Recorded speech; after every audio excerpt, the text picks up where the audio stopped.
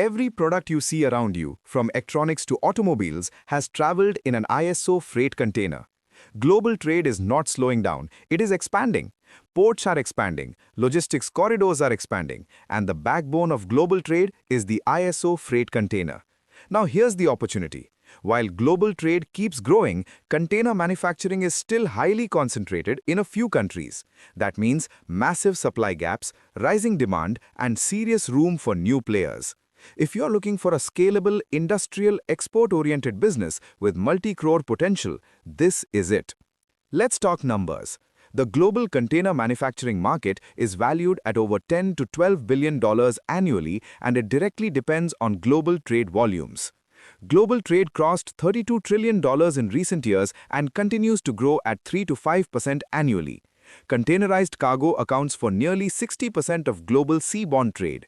The global shipping container market is projected to grow at a CAGR of around 4 to 5% till 2030. Now, look at India. India's EXIM trade has crossed $1.6 trillion, and the government is aggressively investing in ports, dedicated freight corridors, and logistics parks under the National Logistics Policy.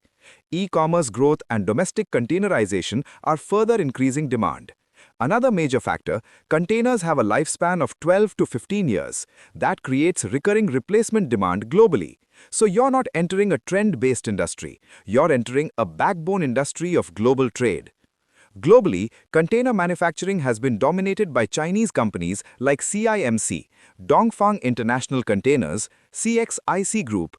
China produces nearly 80 to 85% of the world's containers. Now, ask yourself, is that concentration sustainable? After supply chain disruptions and geopolitical shifts, many countries are actively diversifying sourcing. India has only a few operational large-scale manufacturers, and capacity is still limited compared to demand. This creates a clear supply gap and an opportunity for new domestic manufacturers to step in, especially for specialized containers, reefer containers, and defense logistics units. First, high entry barrier. This is not a low-investment, crowded startup space. It requires capital, land, machinery, and certifications. That automatically reduces random competition. Second, export potential. Containers are standardized globally under ISO norms. Once certified, you can supply internationally. Third, recurring demand. Containers get damaged, scrapped, or retired every year. Replacement demand is constant.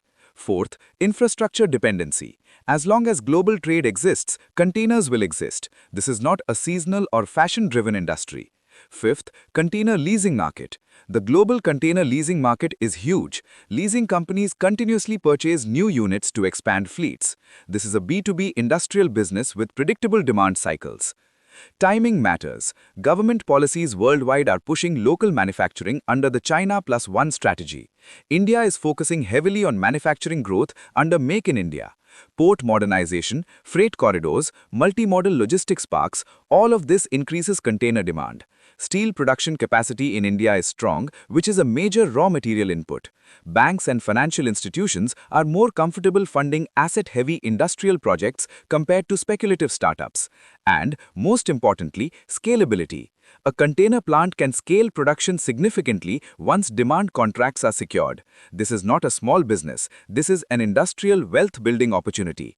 While there may not be a direct PLI scheme specifically for containers, manufacturers can benefit from MSME registration benefits, state industrial policies offering capital subsidies, stamp duty exemption, electricity duty concessions, export incentives under RODTP, and interest subsidies in some states.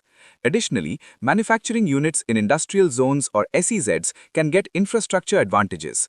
India's logistics policy also supports domestic container manufacturing indirectly by encouraging self-reliance.